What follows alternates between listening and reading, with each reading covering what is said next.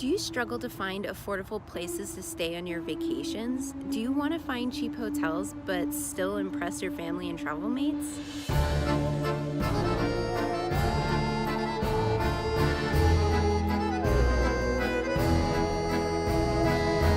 Hi, this is Angelina Allsop of thetravelingauthor.com, where books plus travel equals happiness. For the best book recommendations, travel, and writing tips, be sure to subscribe and hit that bell to be notified when I post a new video every Wednesday. Today I'm saying hello after a trip to the Emerald Cove in Willow, Arizona. Very cool trip. Look out for that vlog post on more about my trip. I'll be posting that soon. Today we're going to be talking about how to find cheap hotels. So this is my problem. I travel a lot. I want to find cheap hotels, but how do you find them? Where do you look? So here, if you watch to the very end, I will give you some actionable steps, things that I use to find cheap hotels with every one of my trips. Be sure to stay to the end and I will give you 3 bonus tips on how to make that vacation epic. Tip number 1, travel off season. If you can, if you're flexible with your time, this makes a huge difference. Travel off season. There's a whole slew, and I'll go into this in more details on other videos, but there's a lot of advantages to traveling off season. So if you can be flexible, travel, it's like around October, sometimes September, through like early December. Then there's usually an influx around the holidays, of course, but then it carries in from January through about April, May. Sometimes you can find some deals and stuff, but those summer months, they're tough, you know, as far as like prices goes. You can still find good deals, and I'll go over how to do that, but if you can travel off season, you're gonna have a lot of really good luck. Tip number 2, consider location. Downtown, city center, you're gonna find a lot of really jacked up prices. However, there's a lot of really good spots that have easy access to these ideal travel locations. For one thing, and I'll talk about Airbnb a little bit later, you kind of want to look for where the people who work in those areas stay. So a lot of them will rent Airbnb out in their neighborhoods or whatnot, or it's just a lesser known but beautiful area just outside of where you want to travel, and the prices are dramatically different. So look for those off, out of the way, away from touristy centered areas for those really great deals. Tip number 3 is to actually wait for deals. So just like things will go on sale, retail items will go on sale, so will hotels and so will flights. I'm going to go over how to find cheap flight deals in a separate video, so watch out for that next week. But it's the same with hotels. They run flash deals, they'll run, it's a bird singing in the background. They find flash deals. Look, Black Friday is a great deal. It's a day to reserve things, but also get on the list, like sign up for a watch site. So I know Airbnb, you can do a search for a certain area, a certain time frame, and get updates. Same with other hotel deals. Expedia, Hotwire, I believe, does certain things, but just look for, usually if there is a good time to shop, there's a good time to shop for hotels. So look around those times as far as like purchasing. But let me clarify, if you're going to travel on a holiday, there's usually a little bit of a spike as far as cost goes. But buying on a holiday can sometimes help you out. So look out for those deals. Tip number 4, this one's particular for large parties, but not specifically, or not only, I should say.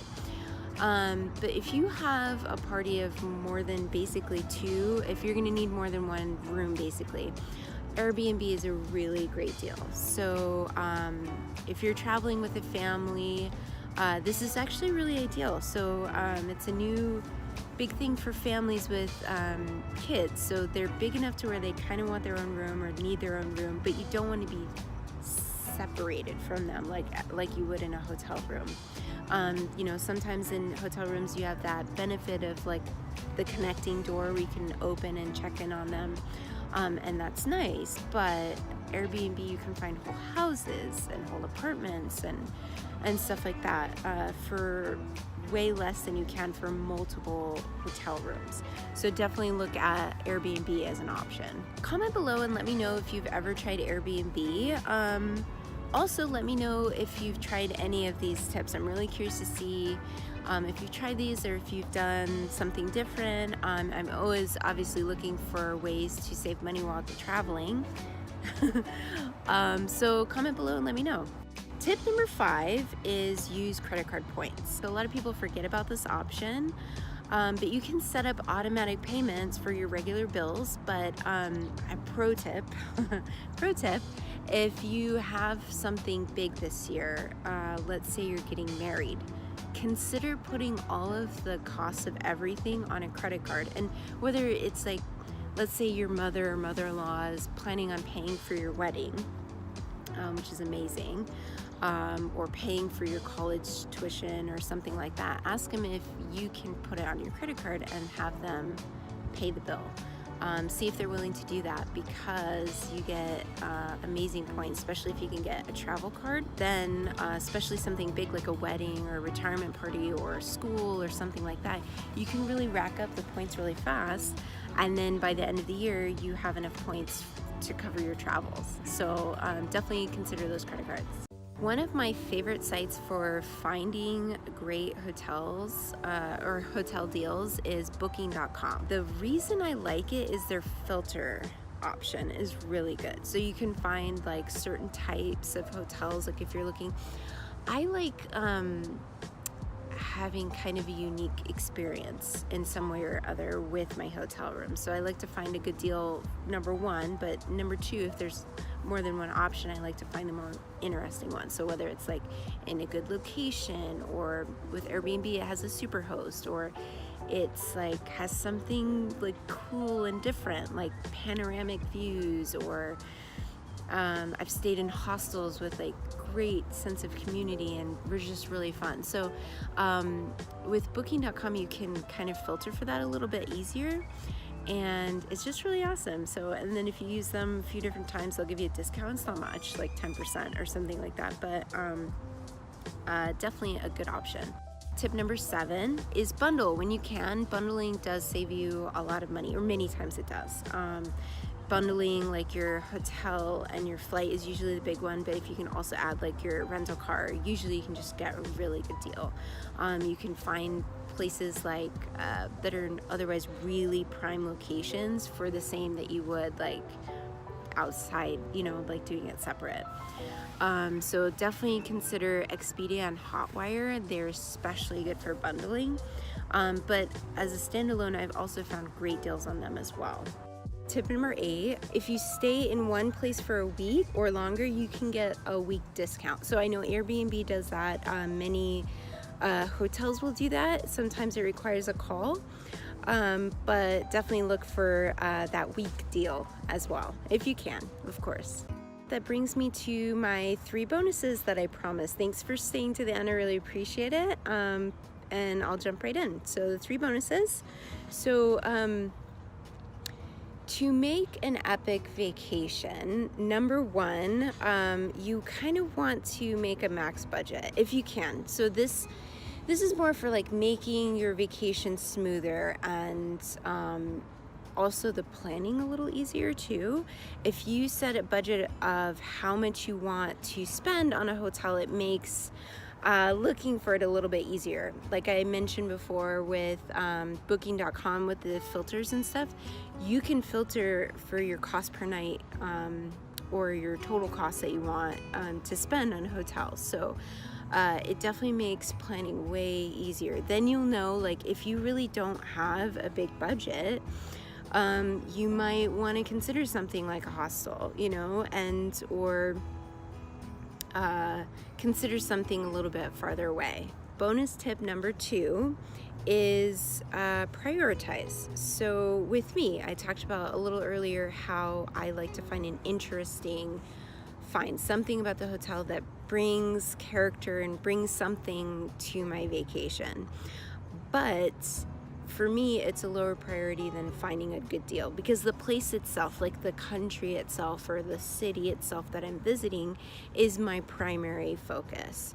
So I'll prioritize cost, and then once I can find the cost, I'll prioritize location, and then I'll prioritize also finding something like a cool, unique thing about it. Like if everything was equal, cost-wise, location-wise, I'd pick like a green house with a balcony over like a normal hotel room because it's interesting, but that's on a lower tier than location is for me as cost is for me.